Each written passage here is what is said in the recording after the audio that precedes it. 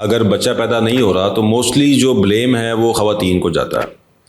तो अगर ख़वातीन ठीक हैं या ख़ातून ठीक है तो मर्द को सर कौन कौन से टेस्ट कराने चाहिए और उसमें उसको कैसे जो है वो पता चले, या कोई ऐसी सिम्टम्स हैं कि उसको पता चले कि मुझे वेरिकोसील है या मेरी कोई प्रॉब्लम है?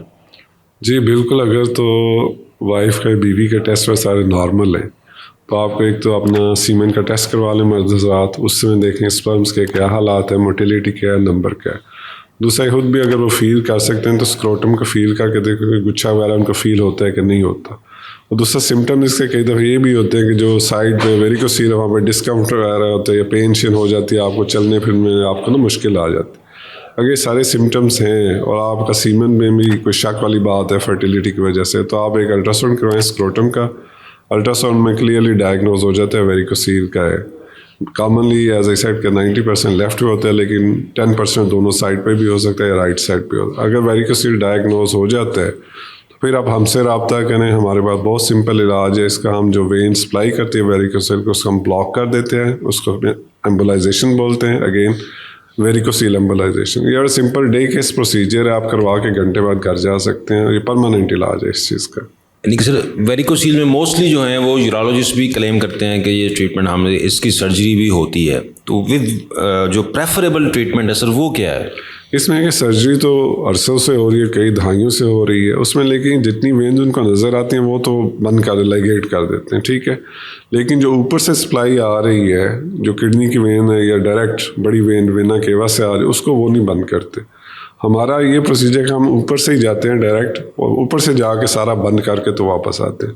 इससे ये फ़ायदा है कि हमारे जो प्रोसीजर्स में रिकरेंस नहीं होती, जो सर्जिकल लेगेशन होती है वो जो वेने नहीं उन्होंने लेगेट की वो दोबारा सप्लाई कर देते हैं वेरिकोसील, तो उसमें रिकरेंस रेट ज़्यादा है सर्जरी में कम्पेयर टू वेरिकोसील एम्बोलाइजेशन। यानी कि इसमें भी आपने ब्लड सप्लाई रोकनी है और आप बगैर ऑपरेशन के इसकी ब्लड सप्लाई रोक देते हैं। बिल्कुल सर 100% इसका जो है वो आउटकम है?